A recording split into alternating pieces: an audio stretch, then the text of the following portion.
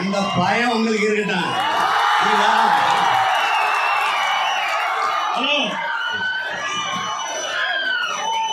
பாருங்க, நினைவு சின்னம் வைக்க வேணாம்னு யாரும் சொல்லல. ஆனா கடலுக்குள்ள வைக்க கூடாதுன்னு தான் நம்ம சொல்றோம். எங்க வேணாலும் வைங்க, நான் கடலுக்குள்ள வைக்க கூடாது. அது சுற்றுச்சூழலுக்கு பாதிப்பு வரும்.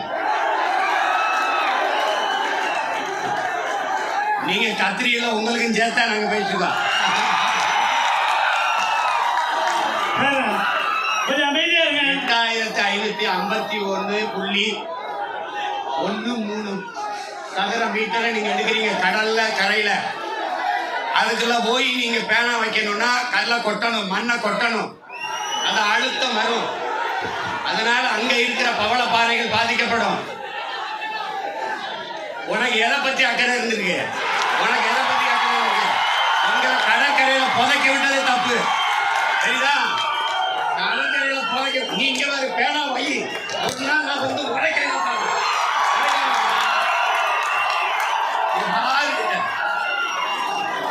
பேனா பேனா வைக்கணும், கடலுக்குள்ள வைக்கணும். உங்களுக்கு பள்ளிக்கூடத்தை சீரமைக்க காசு இல்ல, பேனா வைக்க காசு எங்க இருந்து வருது? உனக்கு எங்க இருந்து வருது? ஏன் அண்ணா அறிவாலயத்துக்கு முன்னாடி வை, இல்ல நினைவிடம் கட்டிக்கு அதுல வை. கடலுக்குள்ள பாரு, 13 மீன்பிடி கிராமங்கள் பாதிக்கப்படும். மீனவ மக்களின் வாழ்வாதாரம் சும்மா மீனவ சங்கம், அனைத்து மீனவ சங்கம், அகில இந்திய சங்கம் வந்துட்டு அதனால ஒன்றும் பாதிப்பு இல்லை அப்படின்னு சும்மா ஏதாவது பேசிருக்கு.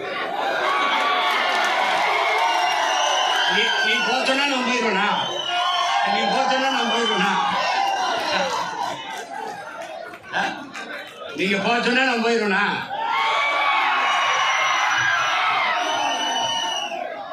சும்மா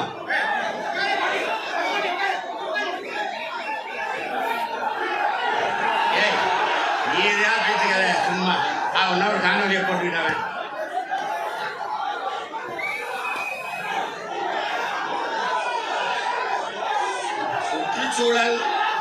சுற்றுச்சூழலுக்கு பாதிப்பு ஏற்படும். அதனால நாங்கள் கடலுக்குள்ள பேனா வைப்பதை எதிர்க்கிறோம். கடுமையான போராட்டங்களை செய்வோம். அதை தடுத்து நிறுத்துற வரை போராடுவேன். இது உறுதி.